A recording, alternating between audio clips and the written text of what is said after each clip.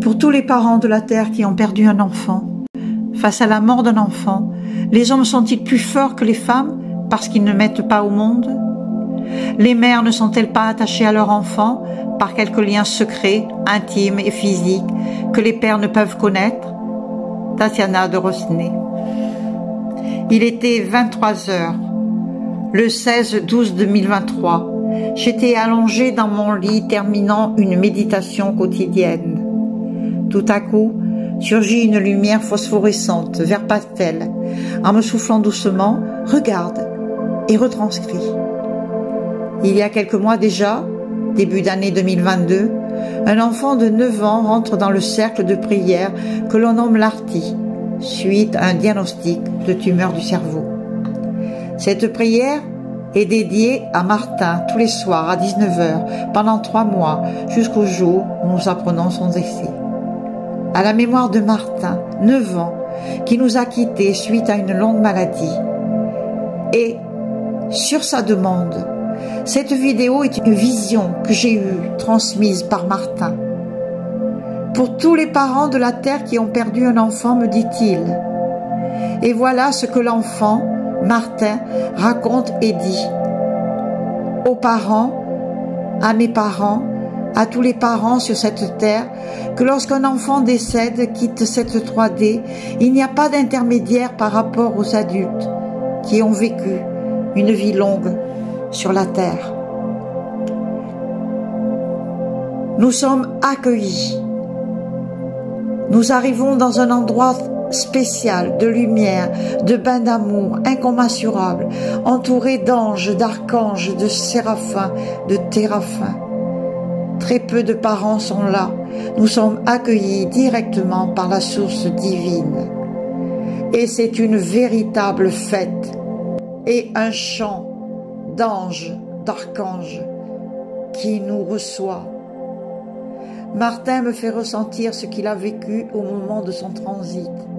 Un enchantement, une béatitude, une euphorie, débordant sur le délice, une volupté allant de l'exaltation au ravissement, puis l'extase, en me transmettant par magie à toutes mes cellules, qui reçoivent en même temps l'énergie de transmission de cette extraordinaire transformation, de cet extraordinaire voyage.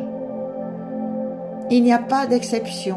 Tous les enfants sont accueillis dans cette merveille des merveilles, qui est la pure lumière de la source. Chaque enfant est attendu, accueilli, choyé, cajolé, materné, câliné, dorloté. Alors vous les humains, vous les parents, vous les grands-parents, ne peinez pas, ne pleurez plus, nous sommes tellement heureux. Alors vous verrez apparaître un peu cette joie provenant des profondeurs que nous transmettons. Nous nous reverrons, c'est certain. Si vous êtes triste, si vous pleurez, si vous avez du chagrin, si vous avez chaud, si vous avez froid émotionnellement, alors laissez-vous accueillir doucement par cela et aimez-vous. Allez marcher dans la nature, allez marcher sur le chemin qui vous conduit à la forêt. Marchez doucement, calmement, regardez les arbres, regardez le frémissement des feuilles, regardez le ciel. Regardez, écoutez le bruissement des arbres, écoutez l'eau d'un ruisseau qui s'écoule doucement. Vous êtes un morceau de Dieu, vous êtes une création divine. Un être de lumière qui est arrivé ici sous forme d'être humain au moment précis où vous étiez censé arriver. Vous êtes le bien-aimé, un miracle, une partie de la perfection éternelle, une partie de l'intelligence divine qui soutient tout et tout le monde sur cette planète. Ouvrez les bras à votre divinité.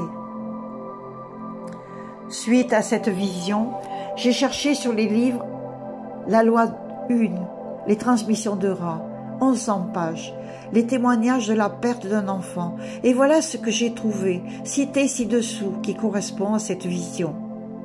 Il suffira de dire que le véhicule physique de l'enfant s'est terminé Mais les enfants, joyeusement, continuent à voler, car ne portant pas le lourd fardeau de la sagesse possédée par ces anciens, les enfants ne sont pas abattus et écrasés sur la terre par les craintes d'une mort physique, mais simplement continuent à vivre et à voler. L'enfant ignore que cette mort, comme il l'appelait, devait être quelque chose d'effrayant, à éviter, fuir, plus longtemps et avec le plus d'efforts possible. Il est également possible que la perte d'un enfant soit celle qui permettra aux autres, soit parentaux, de contempler le sens de la perte. La perte pourrait-elle avoir une leçon enseignée? Qu'il y a perfection même dans la perte, que l'expérience d'instant en instant qui s'est produite avant le décès de cet enfant était celle qui avait une valeur si inestimable, qu'il avait un but servi par une expérience aussi intense d'amour, de joie et de but. Une personne sur deux bloque sur la peur de la mort. Laissez votre conscience partir librement. Vivre le moment présent. Gardez la mort dans votre conscience et les profondes transformations. Les pensées les plus dynamisantes que vous puissiez avoir sont des pensées de paix, de joie, d'amour, d'acceptation et de bonne volonté. Ces pensées ne créent pas de force contraire.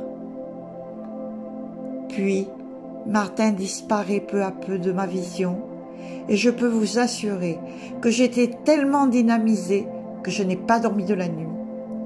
Merci Martin et gratitude à toi pour ce message d'espoir et d'amour. Qu'il en soit ainsi.